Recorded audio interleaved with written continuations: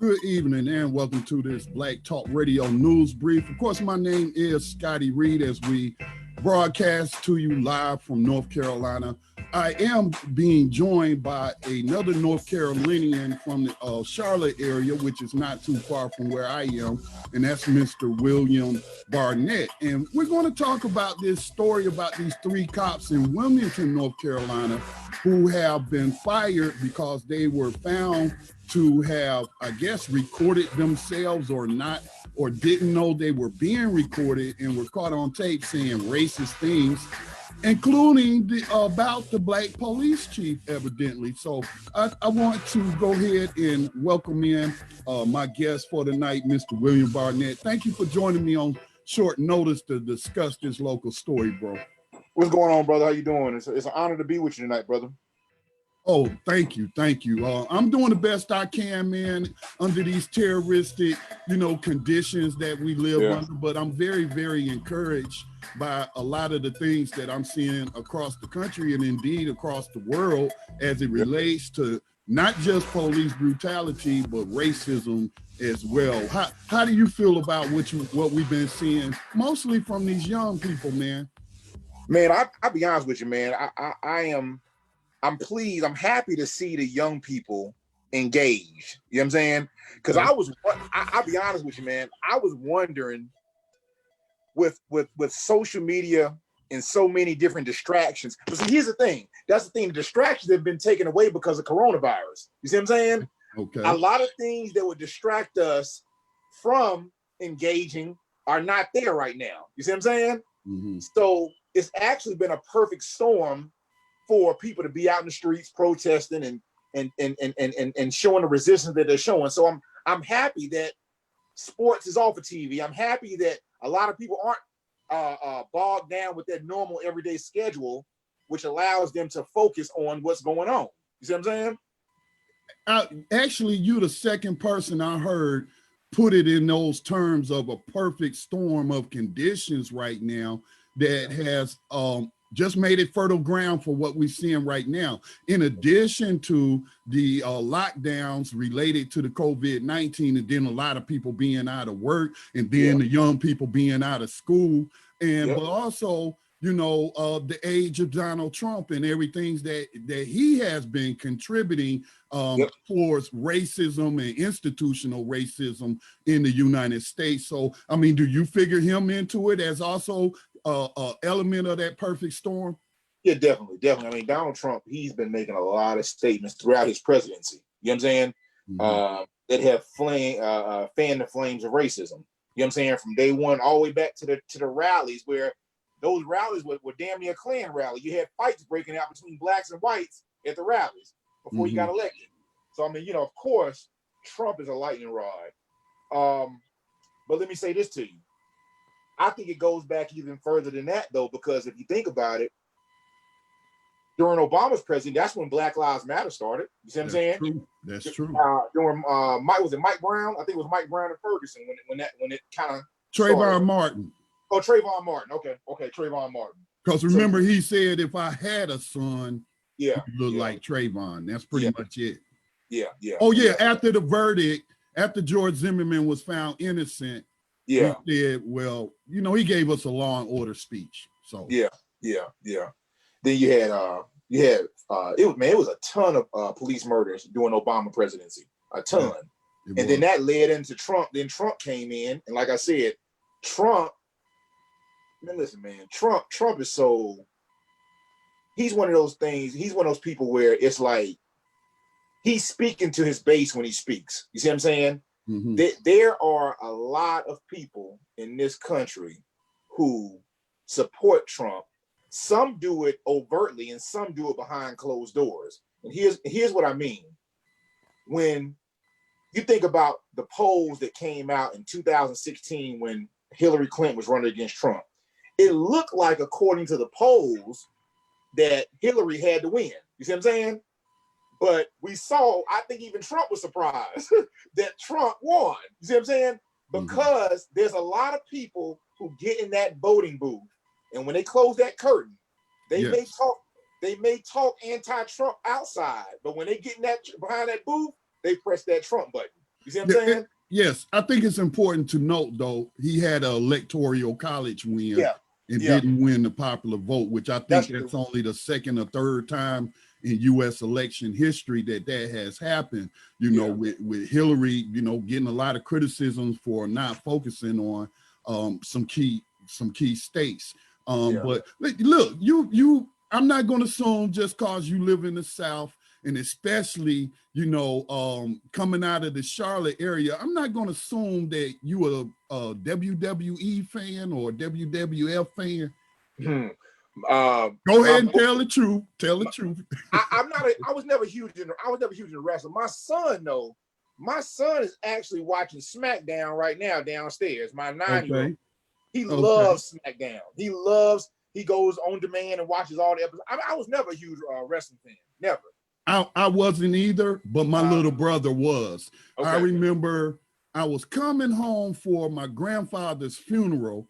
So I was on like a little small flight, one of those small jets or what have you, not a big commercial jet. And this white guy was on there, this bearded white guy was on there. He was, you know, sitting behind me or something like that. I didn't know who he was. So as we were disembarking and coming, you know, down the little area where we get off, my little brother knew exactly who he was because he never missed that. I was never a fan of it. I used to pick at him and tell him, you know, that's fake, right? You know, that's all scripted, right? Now, the reason I bring that up, William, is, you know, Trump got WWE experience. And when he's doing these rallies, I see him as doing something no different than what he did with McMahon and co. With the WWE. He talked the same exact way. He's entertaining, as you said, his base with that WWE fake wrestling style. And let me say this, man. Let me say this. I'm a truck driver. I travel all over the country. And I tell people all the time, people who live in these urban areas like Charlotte, Raleigh, Atlanta, DC, you know what I'm saying, where there's an abundant amount of blacks and people who are liberal, you don't get to see the America I get to see. See what I'm saying? I am in rural areas where I might be the only black person they didn't see in like the last 6 months. You see what I'm saying? So I'm saying to you that traveling around this country, I see Trump 2020 signs everywhere. You see what I'm saying? Just outside of Charlotte. You know what I'm saying? Well, you know, I live outside of Charlotte in Mount Holly, and I really don't even live in the town. I live in an unincorporated rural area between Mount Holly and Stanley, and maybe about 5 doors down, they do have a big Trump 2020 banner. Yeah, exactly. So I tell people all the time, I say, listen, if you step, like you said, you're in Mount Holly, that's a perfect example. If you go to Statesville, Lincolnton, Concord, Monroe, these cities that are like 20 minutes outside of Charlotte, it's a whole nother world. You know what I'm saying? And I said, the thing is, you got different types. See, in Charlotte, you're dealing with a lot more business people, a lot of corporate business type people. So they're not going to wear their racism on their sleeve too quickly because of, you know what I'm saying, the environment they have to be in. But when you go out to the sticks, the good old boys, where they're not worried about political correctness and things like that, that's when you really feel it and you see it. And I know you see it all the time in Mount Holly. You know what I'm saying? Well, to be honest with you, we don't. Oh, you don't? Mount Holly has gotten a lot better. Now, my family, which is one of the few black families that have been here, like since the colony days and what have you, but then you had Ransom Hunter right after the Civil War. When he was freed, he came to Mount Holly and he started a black farming community that's called Freedom. And so since I've been here, now I was born down here, but my mom moved to Detroit when I was like 2 years old. Then she moved back down here when I was like 13. So that was 79, 80. And I've been here ever since, except for the 6 years I was in the military. And, you know, shout out to my late aunt, you know, who's with the ancestors now. but she was the first Black to integrate Mount Holly High School.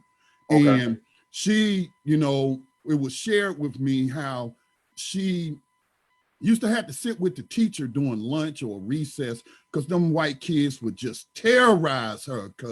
I mean, just terrorize her. Now, fast forward to when I got there to high school here in Mount Holly, let's say in 81, 82, I do still remember a pep rally where, you know, the students got to put on different skits and whatnot. And so these white boys come in with this litter on their shoulders with this guy sitting in a chair like he some kind of king of Pharaoh with a doggone Confederate flag tied around his neck. So, you know, they march in and the whole gym just got quiet. And then he takes it off his neck and start waving it. Nobody said nothing. Nobody applauded. It was just utter silence, right? And so, you know, they knew that they had made fools of themselves because the rest of us wasn't buying into it. And, you know, it wasn't that many fights, but the fights that they were, of course, they got beat down. All right, so they learned not to try us, you know. And then the generations that came after my aunt, when other, you know, Black people, and then a lot of them we're related in these rural areas. And then so they would battle them white boys. So we didn't have to battle them as much when I went there. And then when my daughters went there to the same high school, they ain't have no problems with them like that. Not to say there wasn't any racism, but they didn't try us like that. And like I was talking to my cousin that lived next door, I said, hey man, have you noticed as we was riding through Mount Holly, have you noticed that since we was in high school, we see less and less of these Confederate flags? So I can only point you to maybe 2 houses in Mount Holly that has that fly those Confederate flags. Nobody on this road where I live on, you know, and I got white neighbors across the street and up the road. They don't do that. They don't play, you know, not that we could do anything about it, but, you know, I guess they figured, you know, that's kind of crude or beneath them, but I still suspect them to be racist. You know what I'm saying? I was going to ask you a question. I was going to say, go ahead. What do you think? Because I guarantee you, most of Mount Holly, white folks in Mount Holly are Trump supporters, or, you know, they're anti, you know, the movement that we see taking place in the streets. They're probably not supporters of that. You see what I'm saying? Well, again, though, my daughter organized the march after George Floyd was murdered. This is the first time anybody had marched in Mount Holly ever. They had never marched, maybe the Klan or something like that. But my mom doesn't remember anything. And, you know, some of my other elders never said anything. They did burn a cross in my grandfather's yard and got chased away. But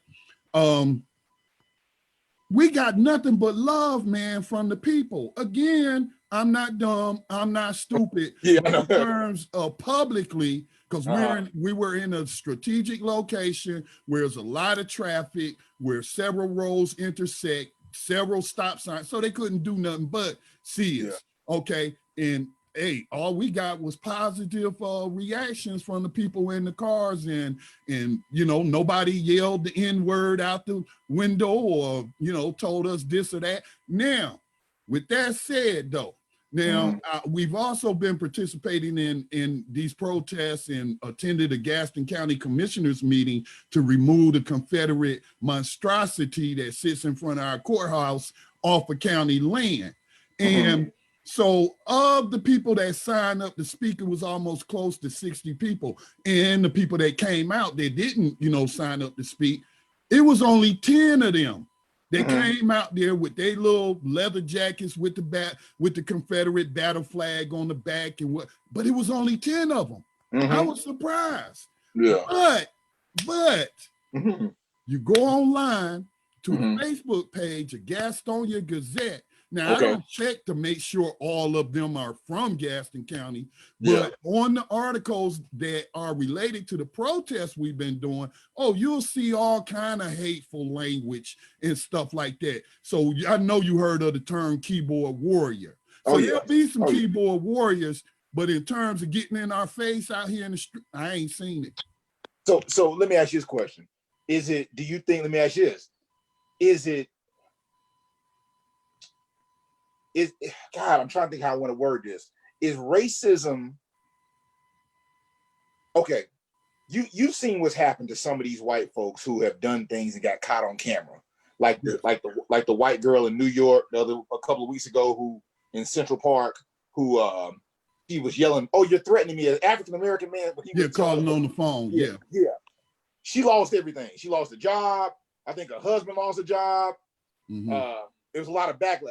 Are white folks now saying we're not going to do this stuff publicly like we used to? We're going to get more covert with it to the point where I think that's the case. Yes. Yeah. Well, we'll show up to the marches. We'll even put a Black Lives Matter T-shirt on. See what I'm saying? Mm-hmm. Like, let me say this. I ain't gonna say they gonna go that far. I've seen it. I've seen in these marches, white folks with Black Lives. And let me say this. Let me say this. I read an article. The white girl in New York, Amy Cooper was her name. Right. She was a liberal. They say she donated money to Barack Obama's campaign, John Kerry, and some other people. I think Pete Buttigieg or somebody she donated money to. Now, I guarantee you, had she not been caught up in the situation, because her situation happened before George Floyd. You see what I'm saying? Right. So had she not been caught up in that, she might be one of those whites that would have been in a protest in New York, or you see what I'm saying? She might have been. I understand what you're saying. Yeah, but most of the young people, because it's been, to be honest with you, and it's kind of sad. I was going to say shameful, but kind of sad. But it's been more white people out there supporting us and part of the protest in Gaston County than it has been Black people. But there's been Hispanics out there, it's been mixed race people out there, and what have you. And in talking to them, they seem to be more part of the progressives wing of, and not so much neoliberals, you know. And I understand what you're saying. Yes, like I told the county commissioner, don't be trying to label our group as some partisan liberal group. We have no affiliate. While you might see a Black Lives Matter sign, we don't got no affiliation with no outside groups. And this is all local, homegrown, just people decided they wanted to do something. Some of them had never ever protested, like my daughter never. I ain't gonna say it never concerned her, but she definitely wasn't no marcher, and she definitely wasn't no organizer. So, but I do acknowledge that, yes, it's a bunch of covert racists in the Democratic Party, and like, you know, we got all Republican commissioners, and the one who is like the chairman, oh, he's like a little Trumper man, you know, he shares all the stuff like that. And he tried to label, you know, people. So I try not to get caught up in these labels, but I do acknowledge, like I told him, yes, Joe Biden passed the crime bill. Joe Biden said he didn't want his kids in a racial jungle, referring to integration. You know, Joe Biden did this. Joe Biden said that. He eulogized Strom Thurmond, and everybody in North Carolina know who Strom Thurmond is. And so, but I told that chairman, but don't get it twisted, because he had a whole lot of Republican support on that crime bill and all the other stuff. So it's been a bipartisan effort in practicing racism, in my opinion. Yeah, I agree 100%. I agree 100%. I tell people all the time, I said, listen, Joe Biden is not your savior. Trust me when I say that. Joe Biden, I mean, good gracious, man. I want people to understand that, like you just got through saying, white supremacy is a bipartisan product. It's not Republicans good guys, Republicans bad guys, Democrat good guys. It's a situation where you had Democrats who are just as racist or more racist than some of these Republicans that we know of. You know what I'm saying? Right. So they just better at hiding it. Yeah, they're better at hiding it. And they come around and they put on a better show. They put on a better show because they understand I have to try to get Black voters. You know what I'm saying? So I'm going to show up to the black church. I'm going to go to the NAACP awards. I'm going to, you know what I'm saying? Right. You know, I'm going to show up at the Martin Luther King parade. You know what I'm saying? They're going to do stuff like that. You know. Right. I think a perfect example before we transition to these three cops in Wilmington, but I think his name is Elliot Engel running against the brother in New York. The brother in New York is the progressive. Sorry, I don't remember his name. And I just got through watching something on him. I just can't remember his name. But Elliot Engel, I think that's his name, but he has been up there for decades. He's a Democrat and he's got a key chairman position, you know, since the Democrats took over the House. But he was caught on, speaking of people getting caught on tape, just like these cops, he was caught on tape telling someone who organized a rally in the wake of George Floyd's murder that I wouldn't even be out here if you know, it wasn't election season. I wouldn't be here. You know what I'm saying? So yeah, we got that to deal with. But speaking of being caught on tape, tell me what you've read thus far about these Wilmington police officers. I woke up this morning and I saw this article and I posted it and I read some of the details because the first thing, whenever I see a situation where some officers have done something or have been caught saying something, there's a question that comes to mind, and that question is, how long have they been police officers? Because that lets me know how long has that mentality been on the street patrolling our neighborhoods. You see what I'm saying? So how many bodies he got on his ledger that exactly. we may not know about? Thank you. So I went into the article and I saw that it was 3 officers caught on their in-car audio camera. I mean, video recorder, whatever it is. They are 48 years, one's 48, one's 50, and one's 47. Mm-hmm. They all started the Wilmington Police Department 2 of them started in 98 and one started in 97. So that's 22 to 23 years of them guys being on the force in Wilmington. Mm-hmm. See what I'm saying? So I was saying to myself that and by the way, some of the things they said, I can pull it up right. Some of the things they said, let me just pull it up right quick. Sure. You got one of the officers' name is Michael Kevin Peener. Another officer, he's 44 years old. Another officer is Jesse E. Moore. He's 50 years old.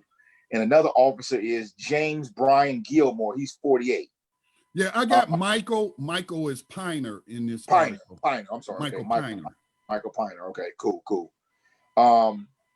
But basically they were caught saying things like, they were speaking about the protest that's been happening. And they were caught saying, we want to wipe black folks off the effing map. One officer said he just bought an assault rifle and he wants to start a second civil war. Mm-hmm. You have, hold on one second. They said some other things in here. Let me keep going. Sound like he don't want to accept the Confederacy's loss, huh? Yeah, that's it. They were the two complained about calling one. They called one of the black officers on the police force a piece of S, and was complaining that he was sitting on his ass during the protest. Police Chief Donnie Williams that's who they were talking about. Yes. Yeah. And one of them said, we're just going to go out and start slaughtering those effing N-words. I can't wait. God, I can't wait. Yeah. Sound like a terrorist, man. Yeah. And one of them said that he going to refer to putting a bullet in the head of the police chief, I guess, because he was saying he didn't do anything about the protests in Wilmington. Hey, now, wait a minute, though. Speaking of Democrats and racism, and again, everybody who knows me and been following my programs or podcasts for a while, no, I'm not a partisan guy, okay? Yeah. You can't put me in that box, okay? Yeah. But doesn't this remind you of Pete Buttigieg, who just was running for president, and how those white cops were saying the same sort of things about their black police chief? And then who gets fired? Not the white cops, but Pete Buttigieg. He was catching a lot of heat out there on the campaign trail for that, over that. Yeah, you're exactly right. That's what this reminds me of. Yeah. And it also brings to light of how are you able to, you know how a lot of times, man, we think we have a what we call the talk with our children about how to handle police officers when you pulled over. But see, what we don't tell them is sometimes you're gonna run into officers like these where it might not be nothing you could do. See what I'm saying? Mm-hmm. Do we ever tell our children you could be on your best behavior during a police stop and run into these three, and you know what I'm saying? All bets are off where this thing gonna go. You know what I'm saying? Right. All bets are off. So I would like to look at the arrest record of these cops. Mm-hmm. Look at who's sitting in jail because of an arrest from these three cops. And every case needs to be reviewed. Well, let me share this article with those who may be watching the video. Sorry for those who may be catching the audio only podcast later. I will link to this story, but let me go ahead and throw this story up on the screen because it answers your question. It's making the same point that you just made. I hope I did not close it by mistake. Go ahead and talk while I pull it back up because I lost it. All right, no problem.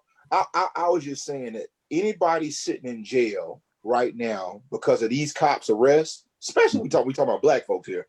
Mm-hmm. I want their case to be reviewed because these officers have shown that they are Klansmen behind a badge. You see what I'm saying? Yeah. So I just like I said, man. Another thing. Question comes in: how many other officers feel the same way they feel? How many? See, here's the thing. I found it. Go ahead. Can you finish your thought?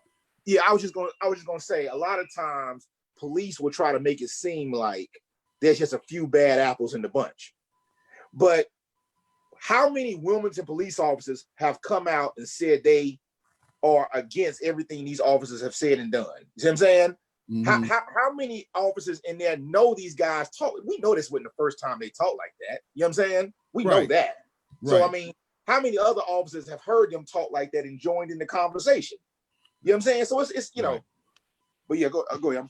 So you just mentioned you were wondering what their history was, and we don't have the complete picture or the deep dive like you're suggesting, which I would think every arrest they made would be questionable, know, in grounds for an appeal. But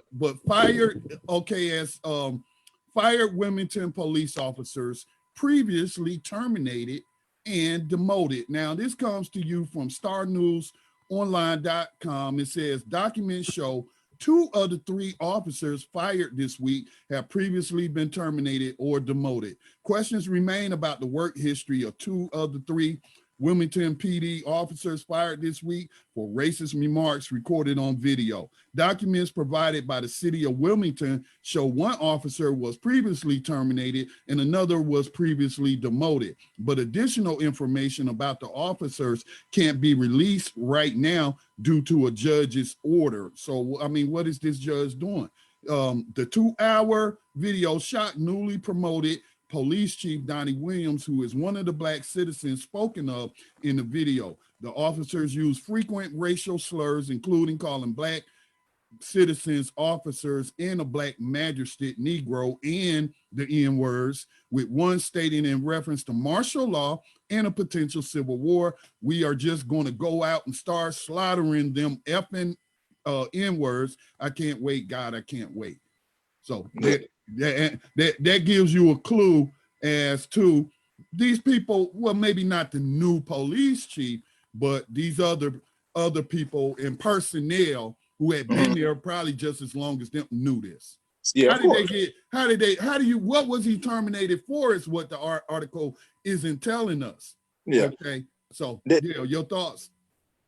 Here's the thing. Like I said, in a situation like this, they got caught, and this goes back to what we were talking about a few minutes ago. Technology is catching these people up. Yes, and this is why people are switching. Like this ain't 1965. everything you do now is being recorded. Everything, your phones, everybody got cameras on their house. Everybody's got cameras in their car. It's technology is going to catch you up. You see what I'm saying? Mm-hmm. And that's what you're witnessing right now is a lot of people are, with social media and things like this. A lot of people are having to change how they move in public. A lot of the companies, a lot of like for example, you got a lot of major corporations who have gotten on the bandwagon of the protest, not because they actually give a damn. It's just because if you don't stand on the side of what's going on, you're going to look a certain way. You see what I'm saying? Right. So, it's gonna be bad PR for your company, exactly. and you can lose money. Exactly. It's just like, some of these corporations, some of these airlines, some of these banks, some of these companies are guilty of doing treason, horrible things to the Black community themselves. But now, just to jump on, now they're caught up in the moment of what's going on, and they have to release some statement saying, hey, we stand with the protests, we stand for Black lives and all sorts of stuff. But that's just a bunch of PR crap. Yeah. But just like I said, with this Wilmington police situation, I know for sure there are plenty more officers on the Wilmington police force who feel the exact same way as these guys feel. You see what I'm saying? But my main concern is going back to the point you raised earlier.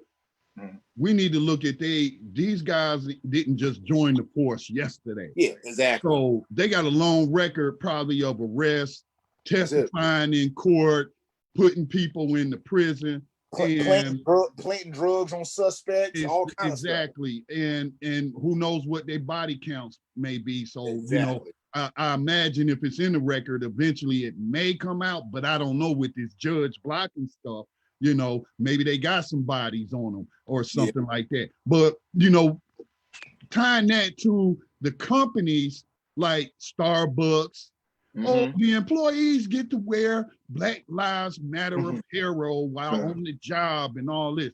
But you know what? If Black Lives Matter or Latino lives matter or Native American lives, let's just say if people lives matter, then Starbucks wouldn't be using products in their business that's made by prison slave labor, which is predominantly Black. We all know who makes up the biggest portion of the prison population, but I want to make it clear, I care about the human rights of all prisoners.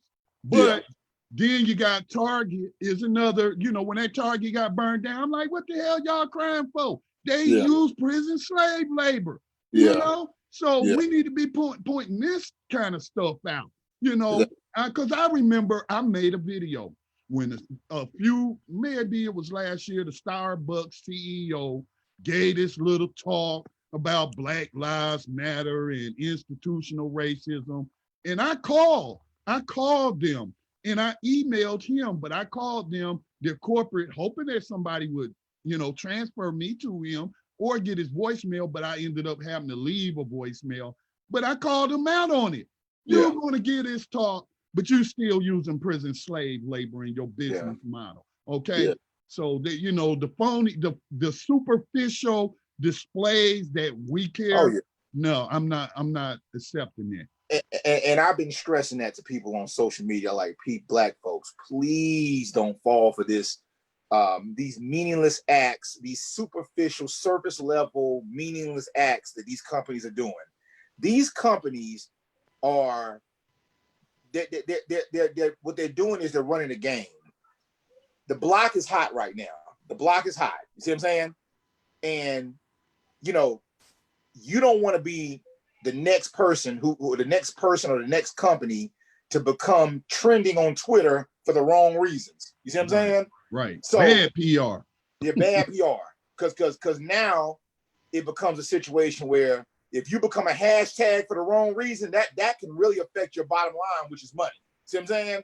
So and let me say to action this though, William. Now we are both in agreement that it's superficial, but they're practicing institutional racism tied to the legacy of slavery, prison slavery, called the convict leasing that the 13th Amendment created and what have you. But even though even though that's the case, the fact that they even scared of becoming a hashtag and losing money, would you say that's some progress, really, no matter how small, that they even work? Because there's a time they didn't care about that, man. Yeah. I just think that the masses just can't fall for it. They got to be more informed, like I'm informed about the different companies that use prison slave labor. Yeah. I think the thing is, what it does is, I think you're just moving the furniture around. I don't think you're doing anything. Yeah, because I think what you're doing is you're just moving the furniture around in the same house. I think that. Okay, like for example, taking a mask off and putting a different one on. Yeah, exactly. It's like NASCAR. NASCAR comes out and says, "Hey, we're going to get rid of the Confederate flag at our races," and they hired a black guy as their diversity. It's like a diversity, whatever you call it, in the diversity department. He's like the head of diversity inclusion for the NASCAR. Okay. Now, NASCAR has a history. NASCAR racing and racism go hand in hand. You know what I'm saying? Yeah, especially here in the South. Exactly. We know North Carolina, Charlotte, Concord. We know that's the home of racing. What I'm saying to you is, what NASCAR just did was they just they put themselves in a situation where now they appear to be progressive. They're off the hook for all the years previous now because of what they're doing right now, without having to really make an amends or do anything of any real substance. You see what I'm saying? Like reparations, advocating for reparations, saying, hey, we'll even donate some of our percentage of our profits to a reparations fund, or we will start giving scholarships to young Black kids to go out and learn how to drive, stuff like that. Yeah, stuff like that. They do stuff now, and the stuff they're doing is not hurting them. It's actually improving their image. You see what I'm saying? It's not. Well, I will say it's hurting their image in the minds of the racists who went as far as to pay for an airplane to fly a Confederate flag. I'm like, y'all are so tacky and trashy, man. Yeah. I heard about that. I said, I mean, them racists mad about that, but we don't care about their feelings. But I get your point, though. I still see it as progress that they're even forced to change the mask. But it is on us, though, to make sure, like, for example, before I switch back to this law enforcement story, but for example, I talked about Starbucks and they saying, oh, our baristas and employees can wear Black Lives Matter apparel and what have you. But did you do a deep dive study in making sure that your Black, Hispanic, any minority, non-white people is getting paid, are getting paid equitably with the other ones? You understand what I'm trying to get at? What is your pay equity look like? What does your index look like? Now, we hear a lot because white women drive it, but we hear a lot about how much the white man makes more than the white woman on the dollar, but below the white woman is the Black man, and then below him is the Black woman. So how are you as a company addressing that? Because, when you think about it, I want people to think about this deeply, because my mom, who's retired now, really thought about, how they stole from her to the point to where she's not getting as much retirement income as what white people was getting, who were being paid more than her, who didn't deserve to be paid more than her, and what have you. Because when your pay, for those lucky enough to have those type of jobs, the money that you make on average, that goes to your Social Security. And so if you're not getting paid equally for the same work as white folks, when women say, I want to get paid for the same work as white men. Well, the whole Black family need to get paid the same as the white family. And so you think about, over the years, this is wealth we're not even considering that's being stolen from us, and we don't realize it till we retired, that light bulb might, wow, man. So yeah. It's crazy, man. I agree with you, man. I think that I'm with you 100%. The only thing I'm saying is I'm just a little hesitant to call it progress. Okay. I think what we're let's put it like this: a different climate. Because I agree, progress may not be a good word, but a different climate, right? Environment, different environment. We're in the era of political correctness. We're in the era of, if you say the wrong thing, it's going to get seen. It's going to get see. You used to say the wrong thing and nobody knew about it. Mm-hmm. Now you say, it's like this situation with the North Carolina officers. That story has gone from Wilmington to all over the world in less than 24 hours because of social, the internet.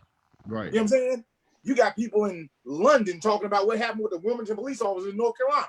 You know what I'm saying? Mm-hmm. So what I'm saying is, I just think that we're in a different time now where companies are going to do what needs to be done to keep a certain image for the public.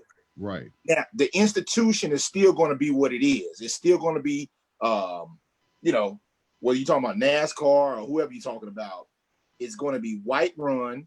Whites are going to make most of the money. You see what I'm saying? It's still going to have everything it had before, just with a nice exterior. You know what I'm saying? Right. Still institutionally racist, but hey, your stove look nice. Yeah, your stove look nice. Exactly. Yeah. It's like Aunt Jemima pancake syrup. They talking about changing the label on Aunt Jemima pancake syrup. Right. Yeah, that's cool. It's still white owned. It's still their pancake syrup. They still going. You see what I'm saying? That's not going to. I guess what I'm saying is, if you change Aunt Jemima pancake syrup or Uncle Ben's rice or whatever you're talking about, that's still white-owned companies making all the money. And then they get to look like they're doing something so great, when the only reason they're doing it is because it's outdated to be overtly racist like that. It's outdated. Right. That's outdated. That's played out. It's not refined.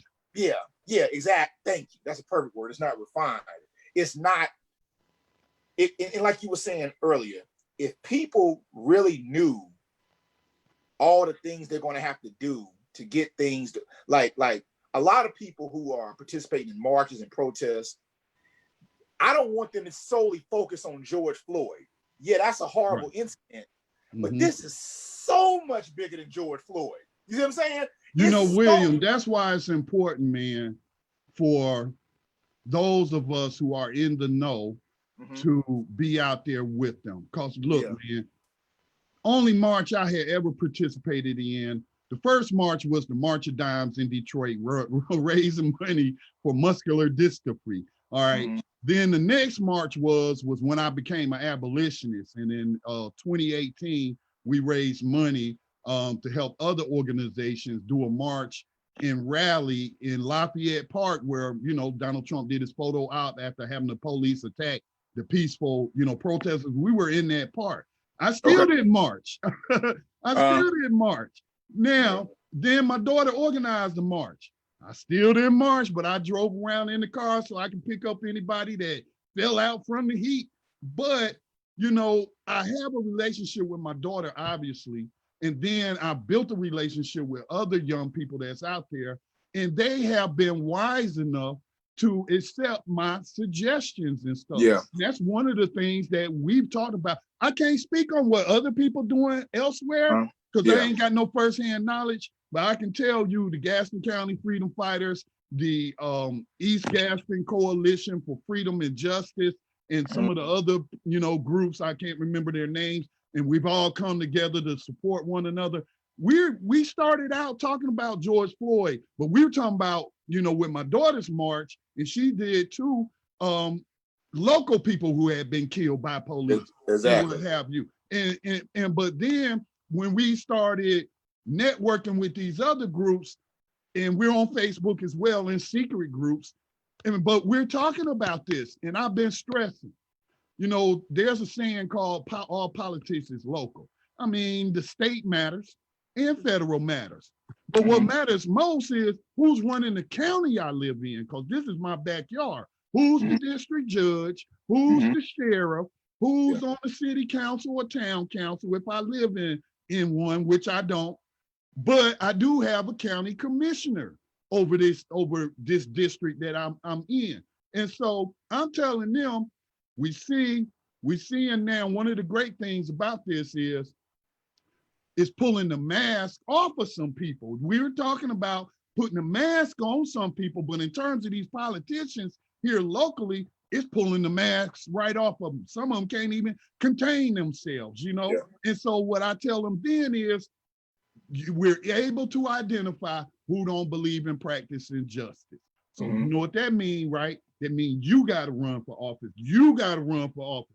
You got to run for office. And then we got to get out the vote to make sure you get in office. We got to replace it, man. That's the only way, in my opinion, that we're going to have long-term, down the road change cemented is if we sit in the seats of power. And it ain't got, I'm not speaking in terms of race, okay? But I'm speaking in terms of people who practice justice, because every Black person don't practice justice. And that's evident by some of the figures we see in the Congressional Black Caucus and some of these mayors of some of these cities and some of these Black police chiefs.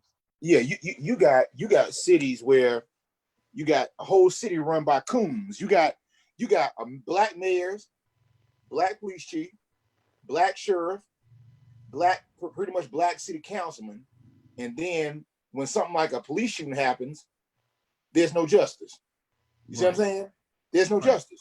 You got cities that are, like I said, that's why the whole partisan Democrat, Republican, I don't get into that, because most of the cities where Black folks are catching hell are Democratic run. You see what I'm saying?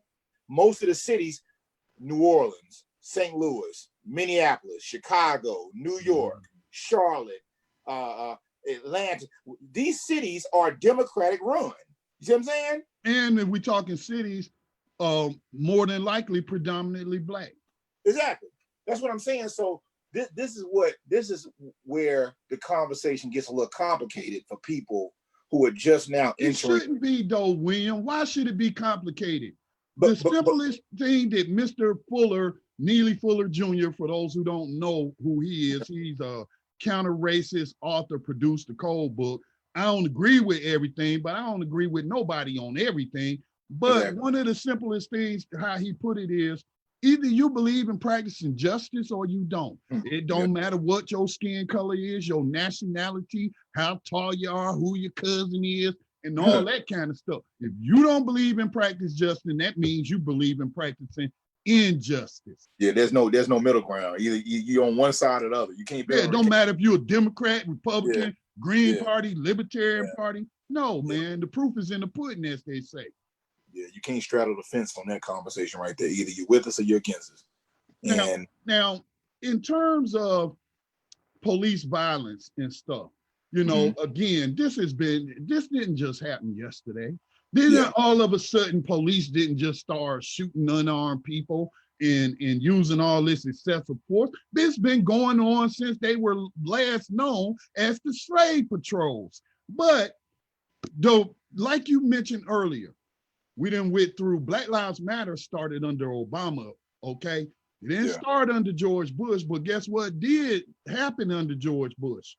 In 2006, the FBI put out a report that detailed, now let me pull this up on the screen so people can be with me. This was a while back. I have this pulled up on pbs.org. FBI warned the white supremacists and law enforcement 10 years ago. Has anything changed? Now, this article was published in 2016, okay? So that's 14 years ago, all right? So increased attention toward the killing of Black men and women by police throughout the past years has ignited national conversations on racism and law enforcement. See, we've been here before. From Freddie Gray in April of 2015 to Deborah Danner, an emotionally disturbed woman fatally shot this week by an NYPD officer. Protests around the country have forced many Americans to reassess how many police engage with communities of color, how police engage. Now, let me just jump down. In the 2006 bulletin, the FBI detailed the threat of white nationalists and skinheads infiltrating. Now we focusing on the white ones now, okay? But again, to me, it don't matter what your skin color is. If you out here practicing police brutality, and we heard some of those black cops down there when that brother was shot in Atlanta caught on tape and the disrespectful things they were saying. But in terms of terrorism, these people are terrorists. The FBI detailed the threat of white nationalists and skinheads infiltrating police in order to disrupt investigations against fellow members and recruit other supremacists. The bulletin was released during a period of scandal for many law enforcement agencies throughout the country, including a neo-Nazi gang formed by members of the Los Angeles County Sheriff's Department who harassed Black and Latino communities. Similar investigations reveal officers in entire agencies with hate group ties in Illinois, Ohio, and Texas. Much of the bulletin has been redacted, but in it, the FBI identified white supremacists and law enforcement as a concern because of their access to both restricted areas vulnerable to sabotage and elected officials or people who could be seen as potential targets for violence. The memo also warned of ghost skins, because when I look at the photo of those Wilmington cops, I only see two of them. They ain't got no tattoos. They ain't got no swastika on their neck. They ain't got no, they not wearing the Confederate flag on their uniform and all of that. But the memo warned the ghost skins, hate group members who don't overtly display their beliefs in order to blend into society and covertly advance the white supremacist causes. So I'm gonna leave it right there. But one of the things that isn't mentioned, and I didn't have time, I tried to find it, but I didn't have time to pull up the PDF of the actual report. And one of the things it mentioned was that these people are at the highest levels of law enforcement. And they're in the FBI as well. And I shouldn't say I shouldn't have to tell people, but a lot of people don't know the racist history of the FBI, beginning with and probably before, but their most famous target was Marcus Garvey. You talking about, I watched the interview the other day with the police union in New York City, and they were crying. The police were actually crying because they feel like they're under attack now. But what they were crying about was the fact they can't get away with the crap they've been getting away with all these years. That's what they're crying about. You see what I'm saying? So I'm thinking to myself, now you're in a situation now where police are actually, here's what they're trying to do now. They're going to stop policing in the sense of they hope that chaos ensues. So you'll need them and say, see, here's what happens. They're going to let things happen without doing anything to stop it. So when things break out and it goes crazy and you call 911 and the police are needed, that's going to be their thing to say, see, you guys didn't like us. Now you need us. You see what I'm saying? I hope they do that because we actually have real world models. I just mentioned the NYPD, right? So I don't know if you recall where Mayor de Blasio, who has a black wife and a black son, and he was talking about he had to have a talk with his son and stuff, and he was talking to police officers at some kind of official function, and they even turned their back on him.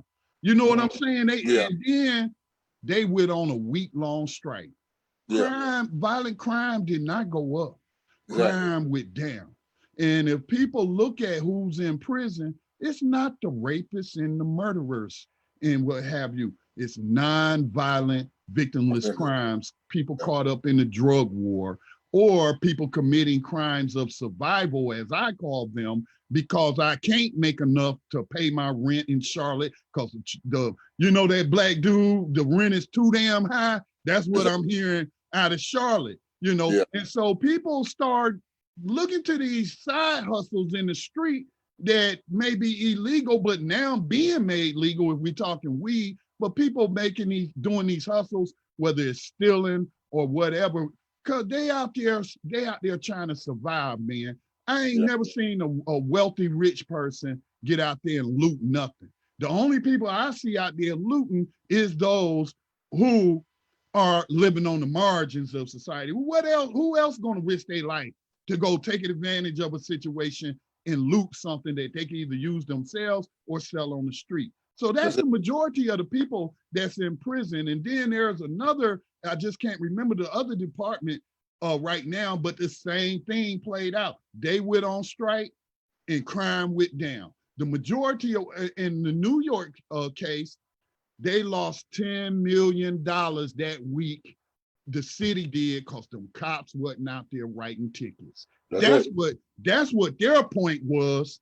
Yeah. We bring in a lot of money. They bring a lot of money. The city coffers, robbing people and writing these tickets. And then, you know, you got the civil asset forfeiture. Another thing strengthened by Joe Biden, but we ain't gonna talk about Joe Biden. But they literally robbing people, man. So I'm not afraid. Look, I told you I live in a rural area, and I know that's different than living in a impoverished area in Charlotte or Detroit or anywhere else. But man, it might be 3 months might go by and I might not even see a cop just drive down the road. You know, because I don't live in the city. I live in a rural area. So that's county cops that cover this area. I don't hardly ever see them. So I ain't worried about it. I'm not worried about it. And then they also, I did want to talk about, I'm glad you brought this up. There's a lot of misunderstanding or misconceptions involved with defunding the police. Okay. Now, I do appreciate what Minneapolis is doing. I think this is they're trying to create a community-based policing system. And then when I say policing, I'm just using that in the real sense of the word, where you policing up, you know, when we was in the military, when I was in the military, they'd tell us we need to go on a police call. What that means is go picking up trash off the ground, policing the ground and what have you. But they're coming up with these community response teams and what have you. And they have overrode the mayor's authority with a veto proof to create this new force, okay? And so defunding the police could mean, okay, we're not gonna give them this military grade equipment. We not gonna give them all of this federal money to go out and lock up Pookie on the corner who just trying to sell weed to make his rent. You know what I'm saying? You know, and so you think about in terms of maybe then they'll then start focusing on the rape cases that they never solve, all these rape kits on backlog, and this is all over the nation, man. And like I tell people, when had the police, I'm not gonna say it's never happened, but it's more likely that the police is going to respond after the crime has been committed. They rarely stop. That's why I believe in owning firearms. Police show up after everything's done. They show up and then they ask questions. They don't, very rare, unless they just happen to be riding down the road and catch something going on while it's happening, they very rarely stop anything. You know what I'm saying? Except for black people while driving or walking. Exactly. But yeah, defund the police. I mean, the money that goes towards police equipment and things like that, it can go to a lot of other things too that can help people, like housing, youth services, all kind of things like that, where, you know, these police budgets are ridiculous. Yes, I think are. I mean, some of these bigger cities, I mean, you talking, God, I can't remember what the number is for New York City. I saw it the other day. They talked about it. It is major. I'll pull it up. Yeah, pull it up. I'll pull it up. The police budget for New York is crazy. And it's like, man, how much money y'all now how much money y'all putting towards this versus how much money you putting towards education? Here you go. In fiscal year 2020, New York City's expenses, let me, matter of fact, throw this up on the screen for people to see where I got it from. And it just came up, you know, highlighted. Where is that? Where is it? Where is that? Okay, here it go. Right here. Police budget share. Okay. In fiscal year 2020, New York City's expenses, let me make this a little bigger. Well, I can't do it now because I'm sharing. In fiscal year 2020, New York City's expenses for the New York City Police Department will total $10.9 billion, comprised of the $5.6 billion NYPD operating budget and then $5.3 billion of costs centrally allocated, including $2.3 billion for fringe benefits, $2.8 billion for pensions, and $215 million for debt. That's a lot of money, man. We don't hear the fiscal conservatives asking them, why y'all need so much money? You know, or the Defense Department. Why do we need to spend so much? That's why, you know, again, I have never been partisan, and I did vote for Ron Paul once in a Republican primary. I can't remember exactly when that was. It might have been 2008 or 2012, but of course he didn't make it. But it was because of when he was talking about fiscal conservatives, he was targeting the Defense Department and all these unnecessary wars. He was talking about ending the drug war and eliminating the DEA. And yeah, I had problems with other areas, but I'm like, damn, he talking about day one, he gonna eliminate the DEA and end the drug war. Do you know how many Black people would stop going to prison or stop getting their house bust up into and getting shot down in their own home like Breonna Taylor? You know, because that's what they were looking for, was drugs. And so, yeah, man, I don't, but liberals, again, liberals, conservatives don't matter to me. They've been bipartisanly providing these huge budgets for, you know, basically the military. And I think we should look at the police as a military occupation force. Oh yeah, definitely. They are a military occupation force. And like you said, they getting military grade equipment. You know what I'm saying? They operate with, and then you have some people on the police force who were in the military coming back with PTSD patrolling the street. So you got, listen, man, the police are, they have been terrorizing the community for years. And we know how it started out with the slave patrols. We know how what the original police were. So what I'm saying to you is, I don't know what type of psychological tests are going to have to happen for police officers when you like in the academy, when you start breaking down the mental of a lot of these guys, because defunding the police and all this other stuff is cool, but if you got guys like these North Carolina officers in Wilmington, right, in the small towns, exactly, who can slide through, it's going to be a problem. Speaking to that point, I don't know if you was aware, but Durham, North Carolina, used to require those officers have a 4-year degree. Okay. College. And then they eliminated that and lowered the bar to just a high school diploma. So yeah. You got, man, listen, man, you got guys on the force who got all kind of mental hangups and issues, and don't you know what I'm saying? These are some of these guys are some low-level people. You see what I'm saying? Right. And I'm telling you, they are the ones patrolling the streets. They're the ones pulling us over, our sons and daughters and our spouses over. And I just don't know, how do you stop that aspect of it as far as these guys, these cops like in Wilmington? How do you regulate that? Well, you regulate it with strong federal legislation, like starting with a database. They don't even keep use of force data. That's not required of police departments. That's an option. That's optional. They can opt out of that. Then the national database, when like the dude, Timothy Loman, who killed Tamir Rice in Cleveland, even his training sergeant said this dude is too unstable, emotionally disturbed to be on the force, but he got on the force anyway. He ended up killing Tamir Rice. Now he's working at another police department. The same thing with Darren Wilson, who killed Michael Brown. Jennings Police Department, where he worked at, got shut entirely down. See, that's why I'm telling people, shutting down the police and even abolishing the police and not even replacing them, that's occurred. Jennings Police was so bad. The Jennings Police Department, where Darren Wilson worked at, was so bad they just shuttled the whole department. And then the county started covering it. So, still got issues with the county.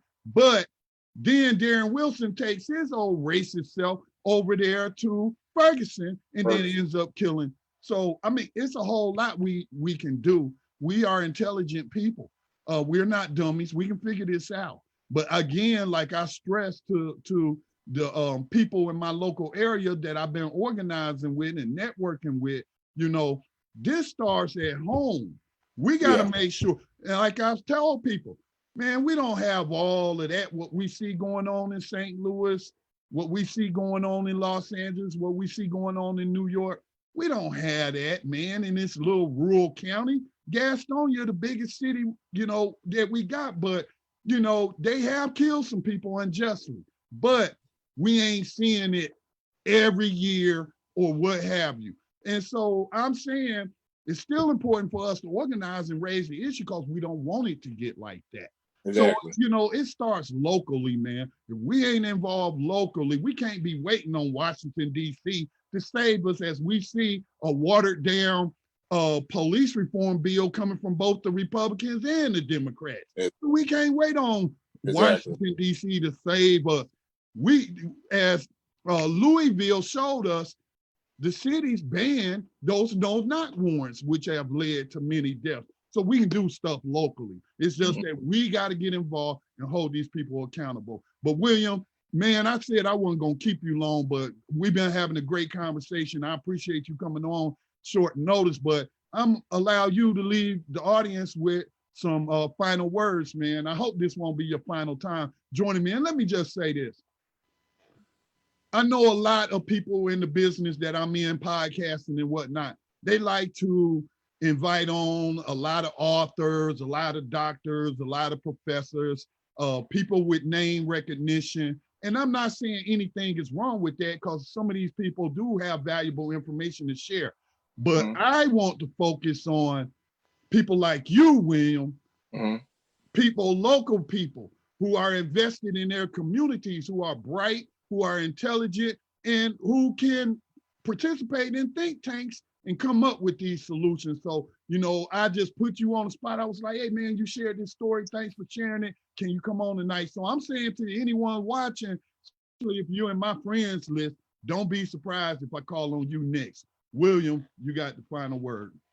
Man, brother, first of all, I want to thank you for all the work that you do. You know what I'm saying? We've been friends on Facebook for a minute, and I see your posts.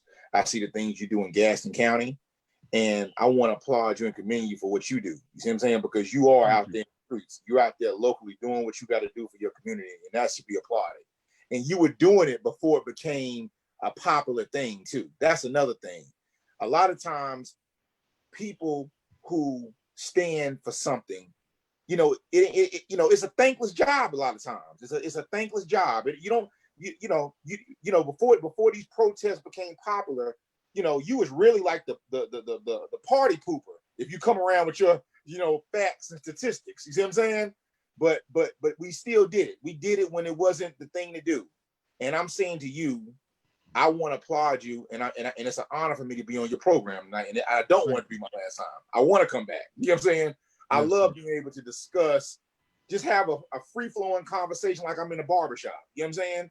With a good brother, and we just talking. You know what I'm saying? Just sharing ideas. But one thing I'll tell people, and I'll say this, we are in a situation where you got to have endurance for the movement. You can't give up. You can't. This is going to be a long, uncomfortable, inconvenient fight. You see what I'm saying? So I hear people saying sometimes, man, I'm just tired.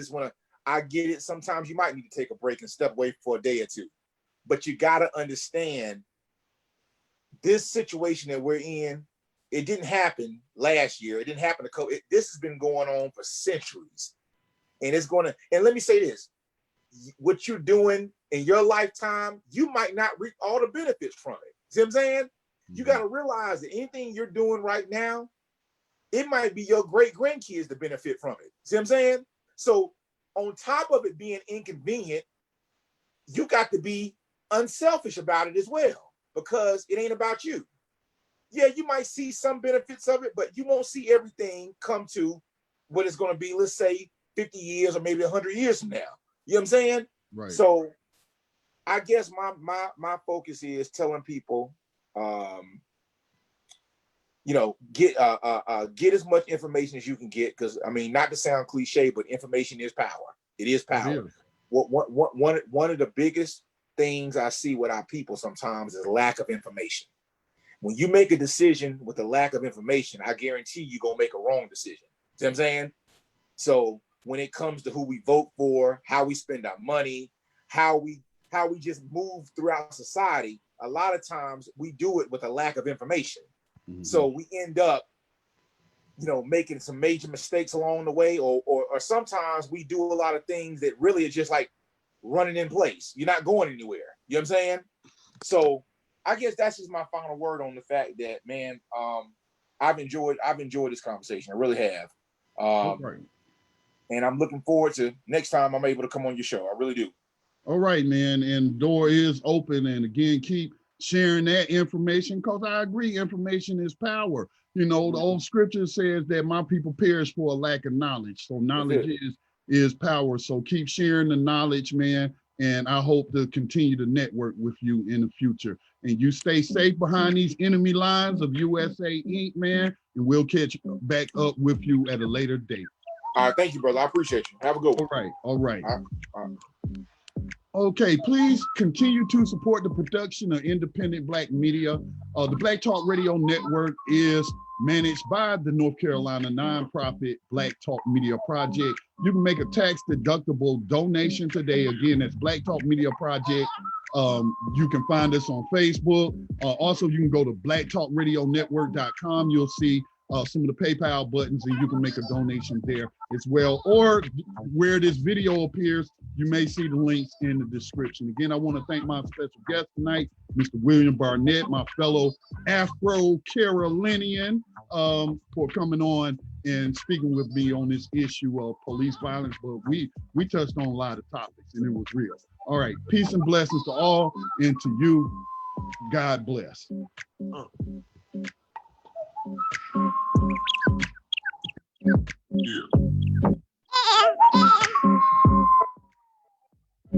Yeah.